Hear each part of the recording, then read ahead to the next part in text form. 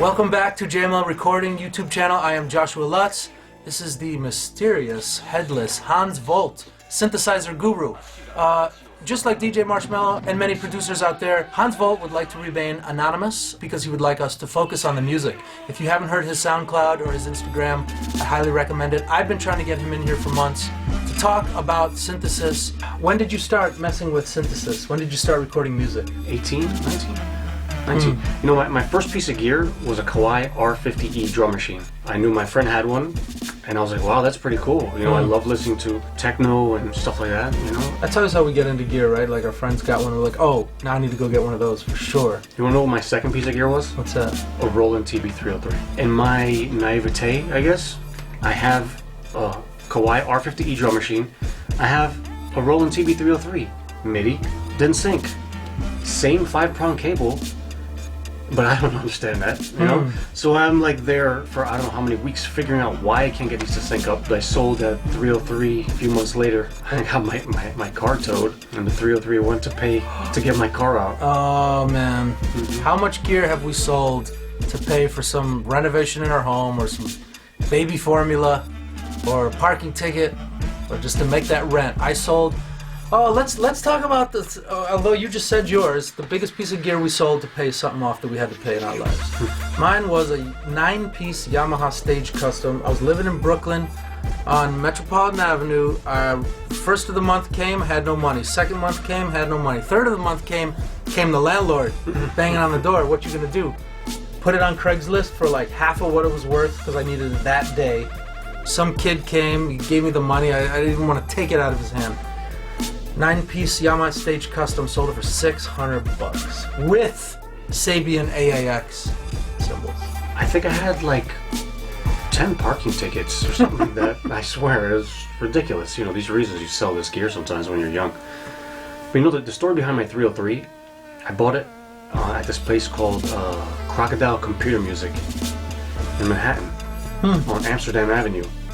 I put batteries in it, I put headphones on, and I'm walking down Amsterdam Avenue in Manhattan tweaking this thing. And I get on the subway, and I'm in the subway. Bro, it was awesome, because I was into acid music at that time. Acid Junkies, Prototype 909, you know, a bunch of others I can't remember right now. I was living on Amsterdam and Columbus in a hostel. And I got jumped by like 6 kids with a golf club for like $20. That's my Amsterdam story. Yours is way cooler. Do you remember the Electribe series that came out around that time? I had an ER1. Everyone had an Electribe at one point. But even when the Electribes were out, I was more of the Roland camp, and I got the MC909, which was like the flagship of the Groovebox series. To this day, I could take that thing apart. I could change the pads, carbon pads, the transport, I can change the faders, the screen, the pots on it. It's all digital, but that thing was so cool. With the D-beam controllers, you could use it like an envelope filter with your hand, like. Listen, that thing was crazy. I'm well aware. So our first keyboard of 3 keyboards HanzVolt brought, and he does have a massive collection, is the Korg Mono Poly. So let's jump right in. I like getting the most aggressiveness I can out of the synthesizers, the vintage ones, you know? Because, I mean, honestly, when I hear anyone demoing a vintage synth, like in a video, I'm tired of hearing 80s riffs on a vintage synthesizer. I'm tired of hearing these soft pad swells and all this, you know, I just love the aggressiveness that you can achieve.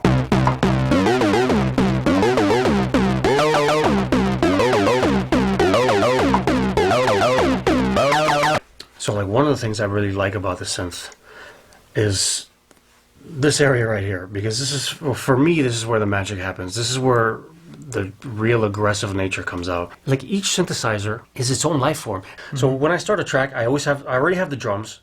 So the poly gives me that nice sharp sawtooth. Beautiful. And down here it's just got that fat junk in the trunk, you know what I'm saying? So I can't help it, but I have to hit this button all the time. You know, and it's between the synced cross mod or just a cross mod, but these two knobs are magical. And yeah, they say effects, but that's just the cross modulation and it's the sync. Wow.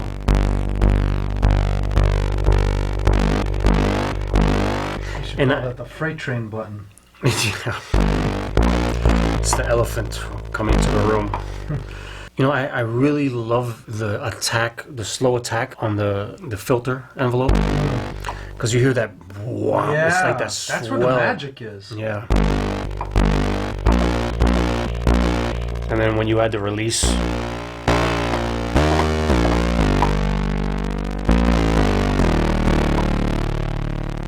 The effect button, followed by these two knobs. The intensity is always jacked up over here. I always have it on this setting here.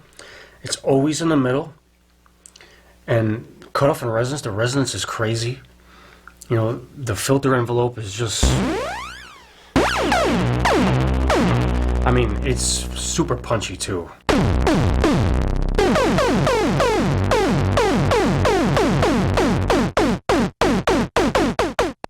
It is an aggressive keyboard. I'm kind of aggressive. And this just kind of captures a bit of my soul. Next thing you know, it's like, yes, start yelling, screaming at you, you know?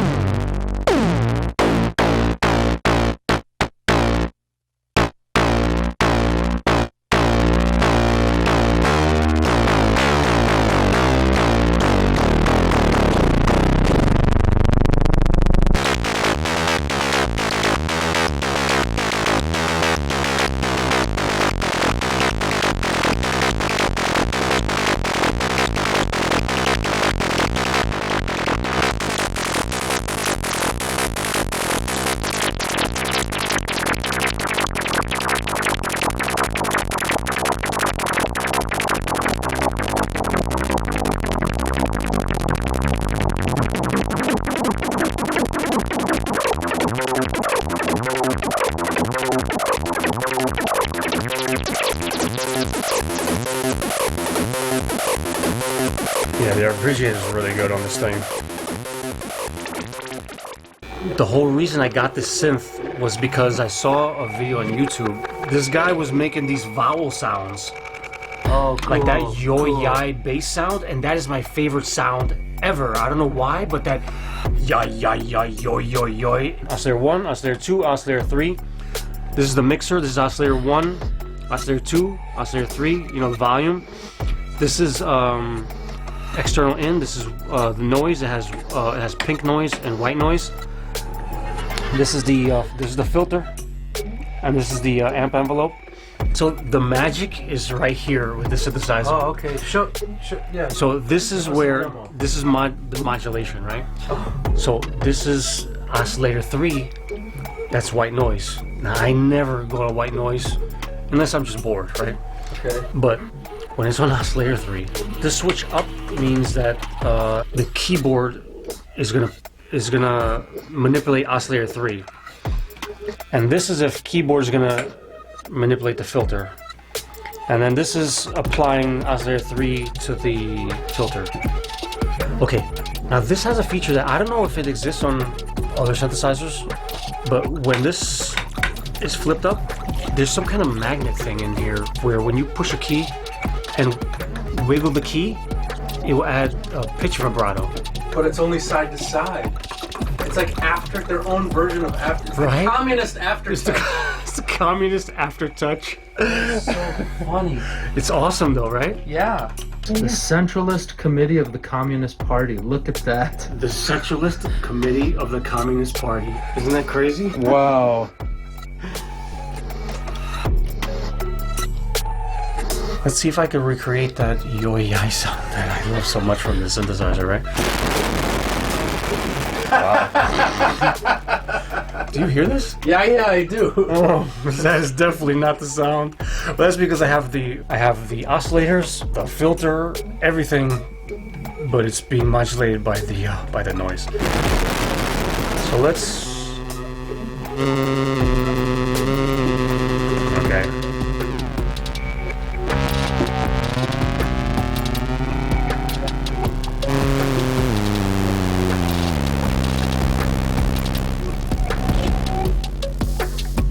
Now you see how that's interesting? See, 0 for the cutoff frequency is here, but 0 for the resonance is there. Wow. It's bizarre, right? Bizarre.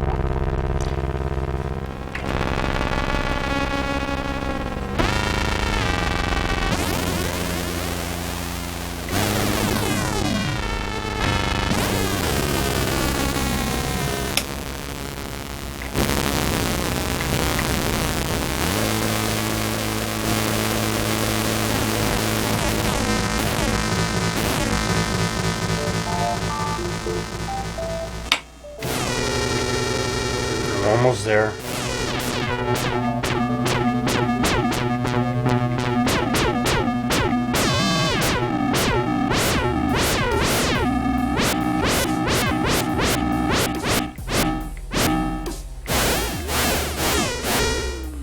Wait a second.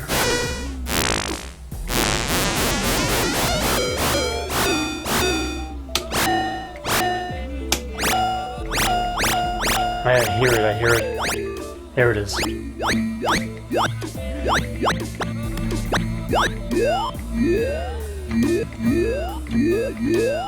Wow.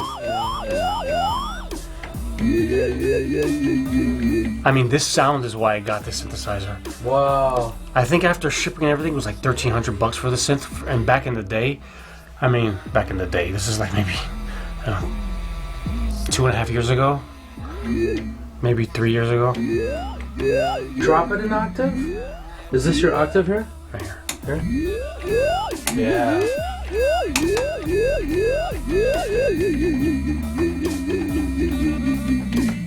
The actual vowel doesn't change octave, just the frequency does.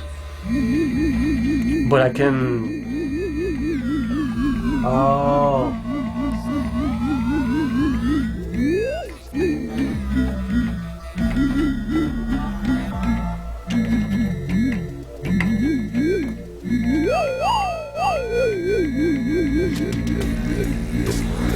There it is.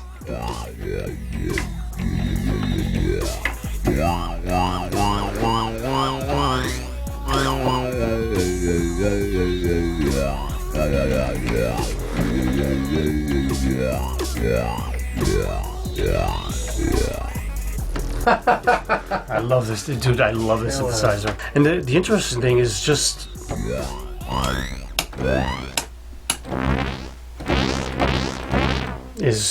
yeah. I stopped talking because I'm just listening to it, you know what I mean? But you lose it quickly. It's definitely a sweet spot for that sound. You get the more yai yai, and then the yai yai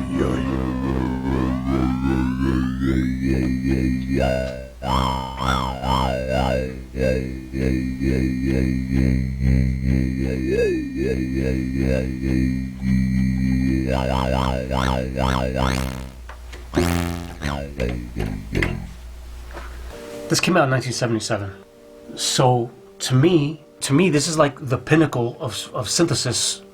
All that's going on here is got VCO1, VCO2, VCF1, VCF2, 2 VCAs. It's got 3 envelopes. The 3 envelope thing is deceiving because it has A, B, C, D, and E. So that's basically 5. And you can use any of them at any points. VCF2, right? VCF1, you can use A, B, C, D, or E, A, B, C, D, or E. The pitch, A, B, C, D, or E. I mean, it's crazy. I'll be honest with you. I think just about every single night when I get home from work, I sit down in my studio and I turn on synthesizers, you know, and I am blessed, you know, with a wife that loves me, and she actually appreciates, you know, when I make music, and she appreciates my love for synthesizers, and she doesn't care, you know. She sits there with me, she observes, you know, she enjoys listening to the craziness I come up with, and for this having all these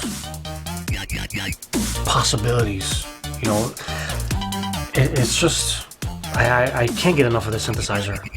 And the only problem with this synthesizer is I find myself just getting lost in exploring the possibilities.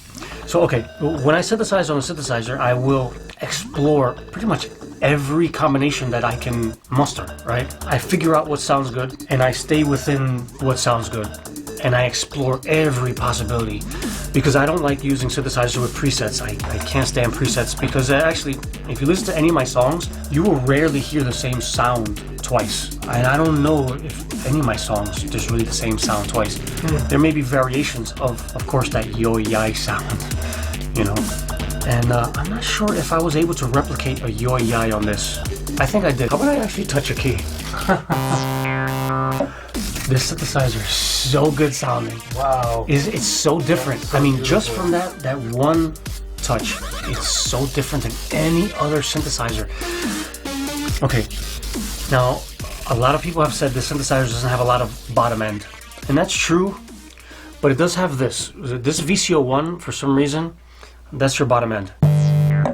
Wow. You know, it sounds a little like mid-rangey here, but dude, there's something about this synthesizer. There's this crisp clarity. Dude, do you hear that? Yeah. Do you hear the way it's so fat? You're like clipping the input.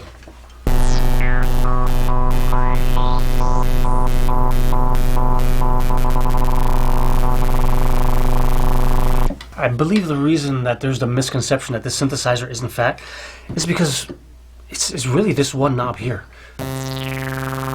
You know, I don't know. The VCO1, in VCA1, it only has one LFO, but the way the LFO works, it's pretty satisfying. So since the attack is all the way up, it's gonna slowly speed up the LFO.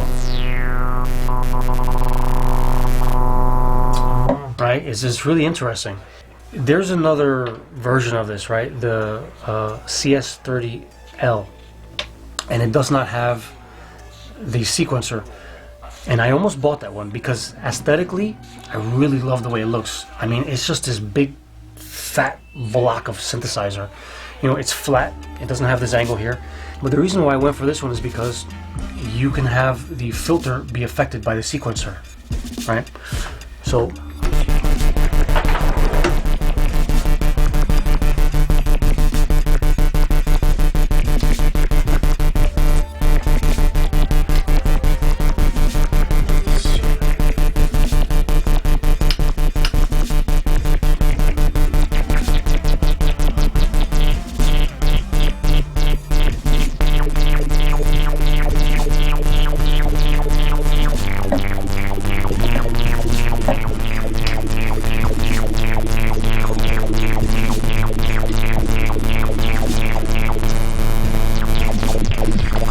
it's hard for me to talk with a synthesizer because I don't, okay, all my other synthesizers exist in my brain, but the architecture of this one does not fully conceptualize in my mind yet. There's always something being modulated, it seems, you know?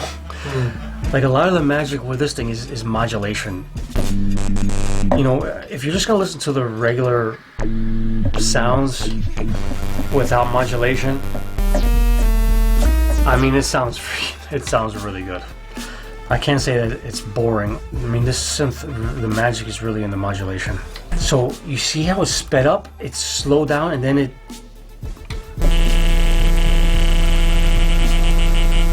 You know what I'm saying? That's crazy. And I don't even understand how it's doing that because there's just so many different things interacting.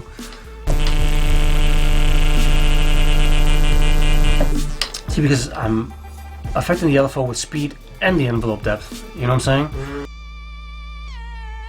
Wow, those were some beautiful keyboards, right? Let us know in the comments below which are your favorite and what you'd like to see. Between HanzVolt and myself, we have over 100 synthesizers.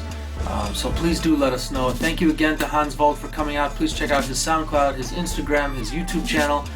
Please check out my Instagram and my SoundCloud and my YouTube channel as well. If you'd like to support us, you can do so on Patreon, or there's a link below for PayPal Donate. This channel is entirely self-funded. All the videography, the editing, the production, the graphics, all my time is donated and tithed just so you can enjoy this stuff. Please let us know what kind of videos you'd like to see in the future. Also, please check out jmlrecordingstudios.com. If you're looking for a studio in the tri-state area, we're about 15 minutes away from Port Authority, Manhattan, New York. Also, if you're looking for graphics or web design, videography, or editing, you can check us out at lutzmultimedia.com. Don't forget to subscribe, like, mash the buttons, and share this with any friends that you have that are into audio engineering or music production. Thanks again. Have a wonderful day. Take care of each other. God bless.